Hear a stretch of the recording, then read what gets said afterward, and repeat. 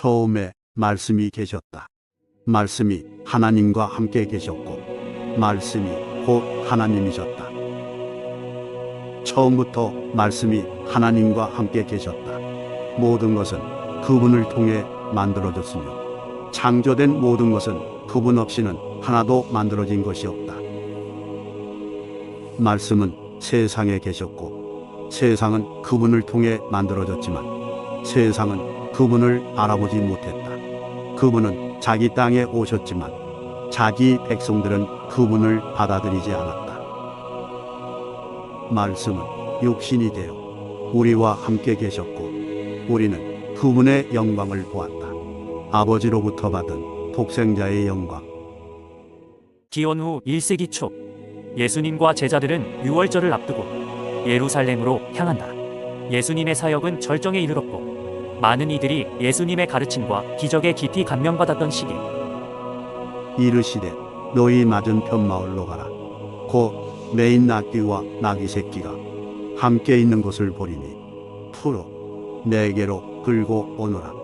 예수님은 제자들에게 나귀 새끼를 마을에서 데려오라 하시고 겸손과 평화의 왕으로서 나귀를 타고 예루살렘으로 들어선다. 종려나무 가지를 흔들고 호산나를 외치며 환영하는 군중들.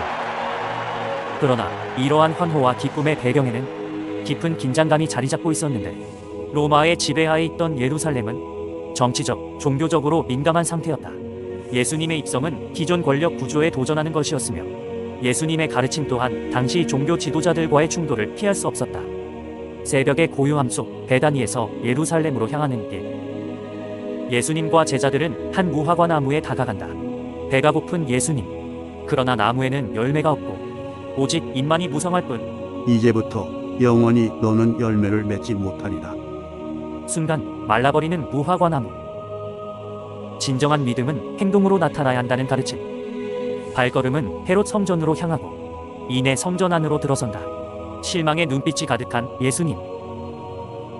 내 집은 기도하는 집이라 불릴 것이라고 기록되어 있으나 너희는 이를 강도들의 소굴로 만들었다. 환전상들 그리고 양과 비둘기들을 파는 상인들을 내쫓으신다. 호산나 다윗의 자손이여 라고 외치는 어린아이들의 소리. 대제사장들과 율법학자들은 예수를 두려워하였다. 모든 군중이 그의 가르침에 경탄하였기 때문이다. 성전 정화 후 긴장감으로 가득 찬 예루살렘의 성전. 제사장들과 서기관들은 예수님에게 묻는다. 내가 이런 일을 하는 권위는 어디서 왔느냐? 요한의 침례는 어디서 왔다고 생각하느냐? 하늘로부터냐? 아니면 사람에게서냐? 진정한 권위와 믿음의 근원에 대해 반문하시는 예수님. 순간 예수님은 소경과 절름발이를 향해 다가간다. 그들의 눈과 다리에 손을 얹으시며 소경은 빛을 보고 절름발이는 걷기 시작한다. 경이로움과 감탄으로 가득 찬 성전. 호산나 다윗의 자손이여. 다시 한번 성전 안을 가득 채우는 어린이들의 목소리. 성전에서의 월요일을 마무리하고 다시 베다니로 걸음을 재촉하는 예수님과 제자들. 베다니의 밤.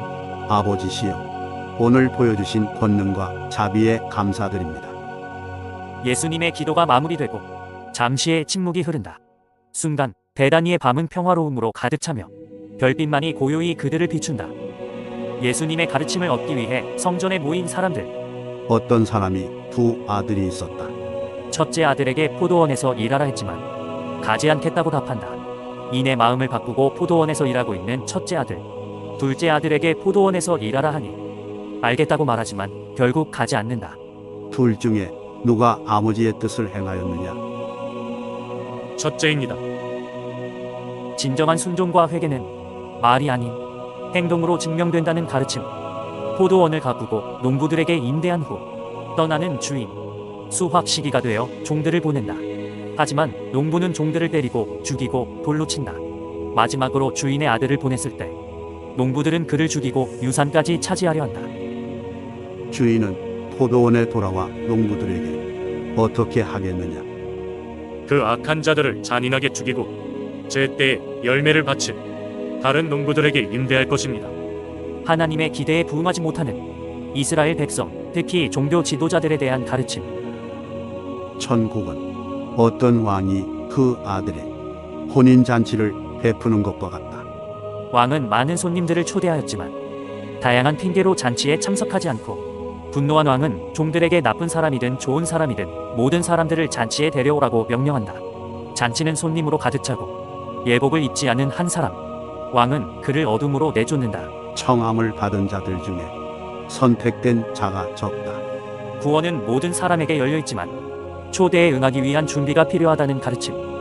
예수님을 함정에 빠뜨리려는 바리새인들과 헤롯 땅 사람들이 묻는다. 세금을 로마 황제에게 내는 것이 맞는 것인가? 맞다는 대답은 유대인들의 마음을 잃을 것이고 아니라 하면 대답은 로마 정부의 처벌을 피할 수 없다. 이내 예수님은 동전을 보여달라고 하신 뒤 이 초상과 글이 누구의 것이냐고 묻는다. 가이사의 것이라는 대답. 예수님이 말씀하신다. 가이사의 것은 가이사에게, 하나님의 것은 하나님께 돌려주어라. 예수님께 묻는 사두개인들. 7 형제가 있었고 첫째가 여성과 결혼했으나 자녀 없이 죽었나이다. 형제들도 같은 순서로 결혼했지만 모두 죽었나이다. 여성이 사망한 후 구할 때 누구의 아내가 되겠습니까? 구할 때에는 결혼하지도 아니하고 시집도 가지 아니하고 하늘에서는 하나님의 천사들과 같으니라. 바리새인 율법사 하나가 묻는다. 선생님이여, 율법 중에 어느 계명이 크니이까? 첫째는 내 마음을 다하고 목숨을 다하고 뜻을 다하여 주 너희 하나님을 사랑하라. 둘째는 내 이웃을 내 자신같이 사랑하라. 모여있는 바리새인들에게 다가가 질문하는 예수님. 그리스도는 누구의 자손이냐?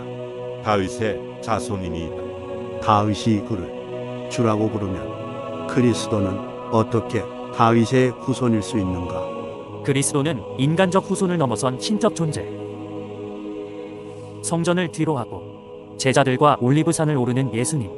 너희가 이 모든 것을 보느냐? 내가 진실로 너희에게 말하노니 여기에 돌 하나도 다른 돌 위에 남지 않고 다 벌릴 것이다. 70년 뒤에 일어날 예루살렘과 성전 파괴에 대한 예언. 너희가 전쟁 소리와 전쟁 소문을 듣겠지만 놀라지 말라. 이런 일이 반드시 있어야 하나 끝은 아직 아니다.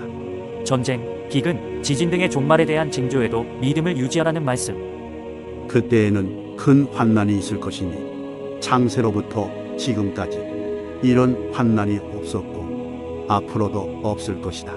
대환난은 심판과 정화의 과정이며 구원받을 자들을 위한 준비 단계. 그때의 인자가 희왕한 영광 가운데 구름을 타고 오시리니 모든 족속이 슬퍼하며 보리라. 예수님의 재림과 구원 및 최종 심판의 순간. 예수님은 세상의 끝에 대한 대비를 위해 비유의 가르침을 주신다.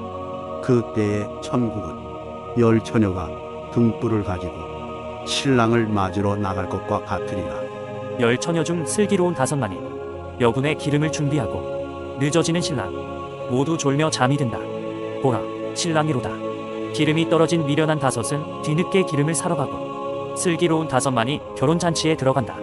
예수님의 재림에 대비해 영적인 준비 또한 중요하다는 가르침. 여행을 떠나며 종 3명에게 달란트를 맡기는 주인. 2명은 이를 이용해 더 많은 이익을 남긴다. 다른 1명은 땅에 묻어 아무런 이익을 남기지 못하고 돌아온 주인에게 질책을 받는다. 하나님께서 주신 재능과 기회를 소중히 여겨야 한다는 가르침. 최종 심판 때 예수님은 사람들을 양과 염소로 나누어 실천된 사랑과 섬김을 기준으로 영원한 생명 또는 영원한 형벌을 결정한다. 이웃사랑과 섬김이 그리스도인의 삶에서 얼마나 중요한지를 가르침. 달빛만이 골목을 비추고 누군가의 발걸음 소리가 고요한 밤공기를 가른다. 대제사장들이 기다리는 은밀한 장소로 걸음을 재촉하는 유다 이스카리오. 분명하고 엄숙한 목소리가 흘러나오는 곳에서 걸음을 멈추고 잠시 주저하다. 이내 문을 열고 들어간다. 마음의 결정은 한 건가? 말없이 고개를 끄덕이는 유다. 여기 약속한 은화 30개일세. 유다는 은화 30개를 챙겨 서둘러 빠져나온다. 베다니, 나사로의 집. 예수님은 제자들과 함께 있지만 분위기는 이전과 다르게 무거워 보인다. 제자들은 예수님과 함께 조용한 기도와 묵상으로 다가올 시험의 준비를 한다. 침묵 속에서도 강력한 영적 리더십이 느껴지는 예수님.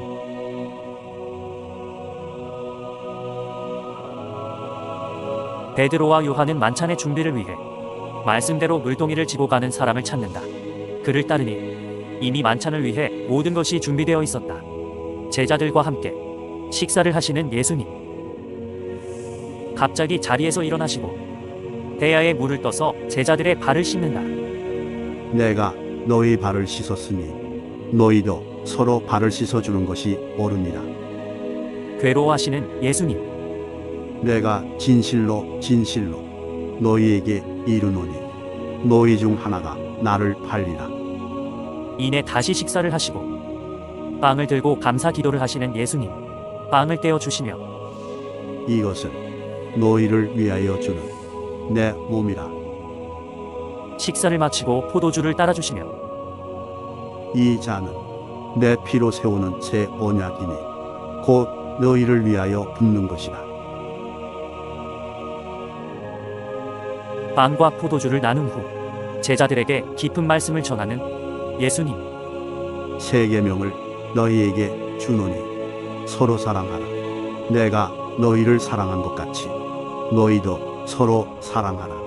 이러한 분위기도 잠시 이내 굳은 표정으로 말씀하시는 예수님. 오늘 밤에 너희가 다 나를 버리리라. 놀란 제자들. 베드로가 결코 버리지 않겠나이다 하니 내가 진실로 내게 이르노니 오늘 밤 닭 울기 전에 내가 3번 나를 부인하리라. 제자들과 함께 겟세마네 동산을 오르는 예수님. 내 마음이 슬퍼 죽을 지경이다. 여기 머물러서 나와 함께 깨어 있으라. 제자들은 잠이 들고 홀로 기도하시는 예수님. 아버지여 원하시면 이 잔을 내게서 옮기소서. 나의 원대로 마시옵고 아버지의 원대로 되기를 원하나이다. 대제사장들과 로마 군인들을 겟세마네 동산으로 안내하는 유다. 예수님을 입맞춤으로 가리킨다. 친구여 내 할 일을 하라. 칼을 빼어 대제사장의 종을 치고 그 귀를 베는 베드로. 내 칼을 도로 칼집에 꽂으라. 칼을 가지는 자는 다 칼로 망하느니라. 유대 공무회 대제사장 가야바가 내가 하나님의 아들 그리스도냐? 라고 묻는다. 내가 말하였느니라. 바깥들에 앉아있던 베드로, 한 여종이 갈릴리 사람 예수와 함께 있던 자인지 묻는다. 나는 그 사람을 알지 못하노라.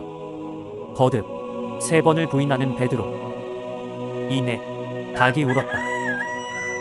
대제사장들과 장로들은 예수님을 죽이려고 의논하고 총독 빌라도에게 넘긴다. 유다는 예수님의 사형을 예감하고 깊은 후회와 죄책감으로 은 30을 돌려주고 스스로 목을 메어 죽는다. 로마 법정에선 예수님, 총독 빌라도가 묻는다. 내가 유대인들의 왕이냐? 내 말이 옳도다.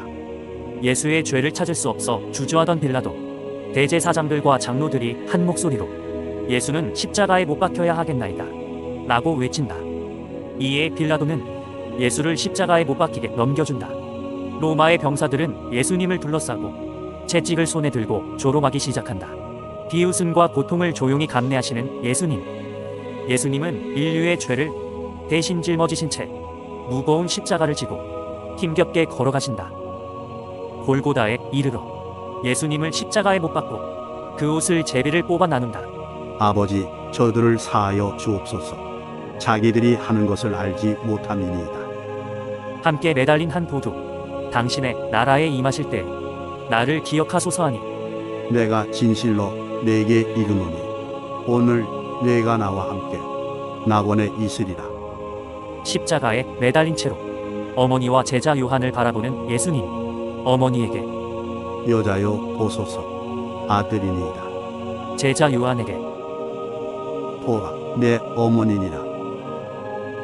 오후 3시 하늘은 어둠에 휩싸이고 땅은 침묵하는 순간 세상의 중심에서 한 목소리가 울려 퍼진다.